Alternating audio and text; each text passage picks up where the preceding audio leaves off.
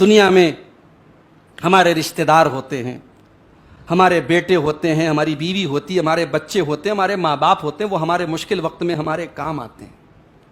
کام آتے ہیں کہ نہیں آتے؟ بھئی اولاد جتنی بھی نکمی ہوں، باپ کے اوپر مصیبت پڑے تو اولاد باپ کا ساتھ دیتی ہے نا. باپ اولاد سے جتنا بھی ناراض ہو، اولاد مشکل میں پڑے تو باپ آگے بڑھتا ہے نا. لیکن قیامت کے دن جب اللہ تبارک و تعالی ہمارا حساب و کتاب لے گا تو کیا ہمارے بچے ہمارے کام آئیں گے؟ ہمارے ماں باپ ہمارے کام آئیں گے؟ ہماری بیوی ہمارے کام آئے گی؟ یوم یفر المرء من اخی، انسان اپنے بھائی کو دیکھ کر کے بھاگے گا، وہ امہ، اپنی ماں کو دیکھ کر کے بھاگے گا.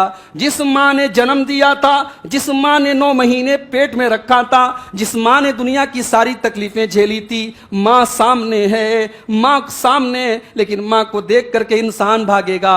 وہ ابی، اپنے باپ کو دیکھ کر کے بھاگے گا. وہ صاحبتہ و بنی، اپنی بیوی کو دیکھ کر کے بھاگے گا، اپنی اولاد کو دیکھ کر کے بھاگے گا. کیوں بھاگے گا؟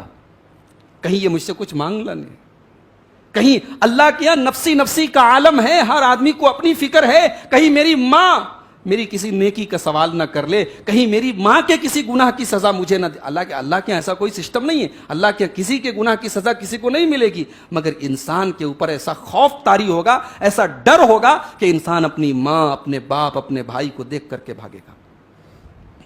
یہی نہیں، دیکھ کر کے بھاگے گا اور یہ تمنا کرے گا کہ اللہ میری ماں کو لے لے لیکن مجھے چھوڑ دے، میرے باپ کو لے لے مجھے چھوڑ دے.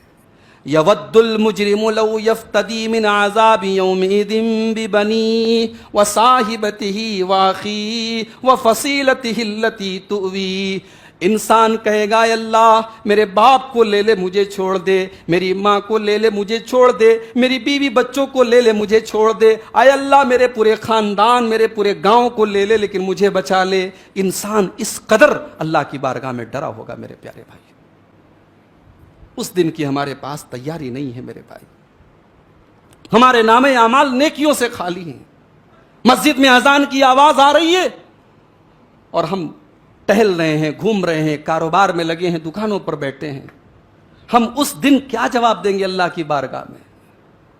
صحابہ کا تو یہ حال ہے.